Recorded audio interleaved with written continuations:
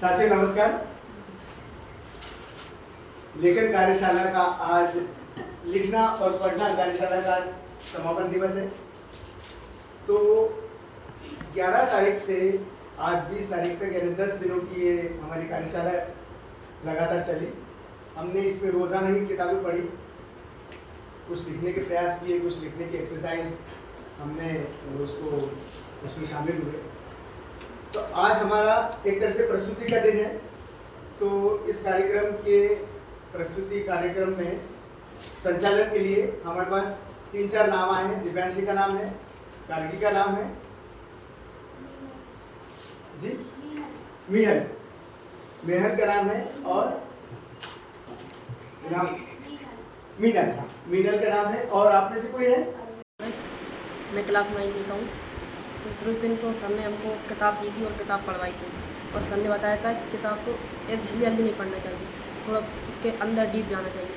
और स्कूल में क्या हमको बस कोर्स कराते और कोर्स का कराते।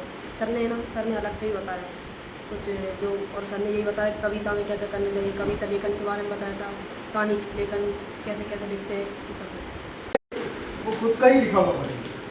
ठीक है, आज भी हम छोड़ेंगे नहीं पढ़ना। होगा क्या कि अभी मैं आपसे कहूँगा कि पढ़ो, फिर थोड़ी देर बाद मैं आपसे किताब ले लूँगा।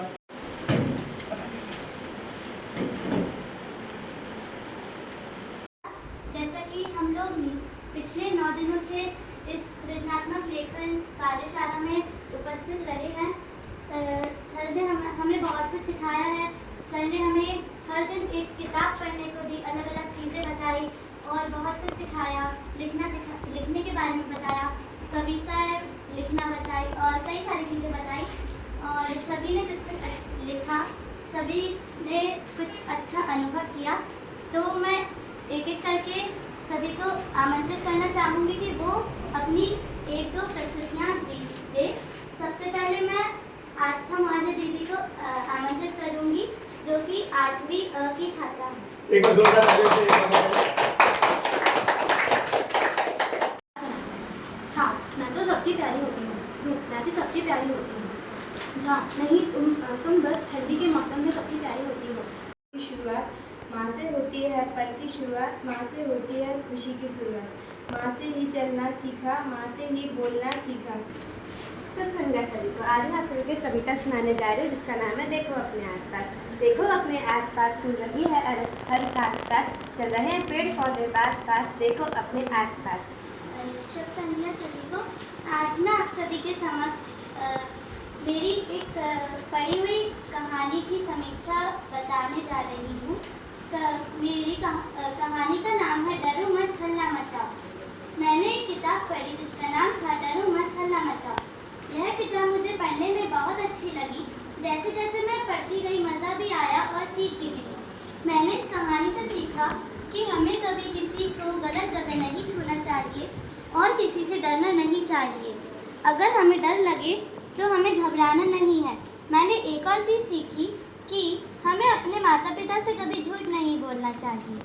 मेरा नाम प्रियांश जरिया है और आज मैं एक छोटी सी कविता प्रस्तुत करना चाहूँगा, जिसका शीर्षक है माँ। जग में माँ है सबसे प्यारी, उनकी मूरत सबसे न्यारी, वही पालती वही पोसती, गलत रास्ते पे जाने से रोकती, ख्वाहिश पूरी करती हैं सारी, चरण छुओ उनके बारी बारी। जग में माँ है सबसे प्यारी, उनकी मूरत सबसे न्यारी। ये कविता किसने लिखी है? सच बता। कहीं दूसरी किताब वगैरह में तो नहीं? सर मैं 3 दिन तो आए हुए हैं। अच्छा, कार्यशाला में उपस्थित तो रहे? फिर इतनी अच्छी कैसे लिखी? सर वो गाने मार्क्स मिल रहे थे। अच्छा, ऐसा तो नहीं मुझसे अच्छा कोई टीचर उधर कहीं घूम रहा हो, बताता हो?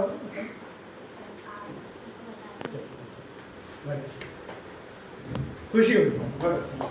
मैं धन्यवाद करता हूँ हमारे सर को कि उन्होंने मुझे आमंत्रित किया इस प्रेजेंटेशन के लिए। तो मैं यहाँ पर जो हमने इन 10 दिनों में हमने जो भी सीखा सर से, उसका अनुभव बताने वाला हूँ कि हमने मतलब यहाँ पर क्या क्या सीखा, क्या क्या देखा।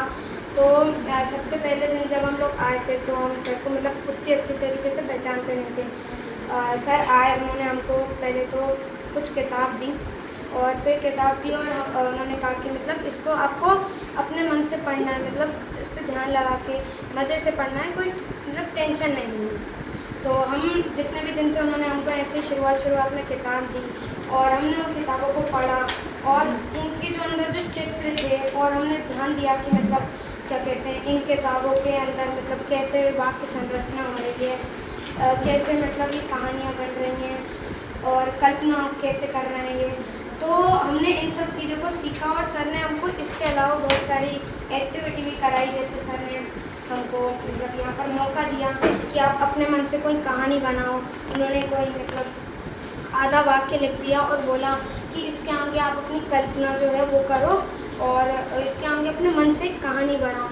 और इसी तरीके से सर ने हमें बहुत सारी एक्टिविटी कराई और हमें खूब हंसाया भी। और मैं धन्यवाद करना चाहता हूँ सर को कि 10 दिन में हमको जो कुछ भी सिखाया उसका। हमने लिखा तो नहीं लेकिन बोला, लेकिन अब ये सारी चीज़ें लिखना है। ठीक, एक बार ताली। मेरा नाम दिव्यांशी विश्वकर्मा है।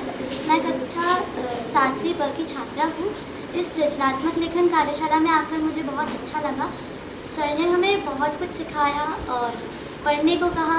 उन्होंने हमें रोज़ किताबें पढ़ाई और बहुत कुछ बताया, हमारी ज़िंदगी के बारे में बताया, बहुत अच्छी चीज़ें हमें सिखाई और हमें कल्पना करने को बोला और कई सारी चीज़ें बताई। अच्छा लगा यहाँ पे आके, कुछ नया सीखने को मिला।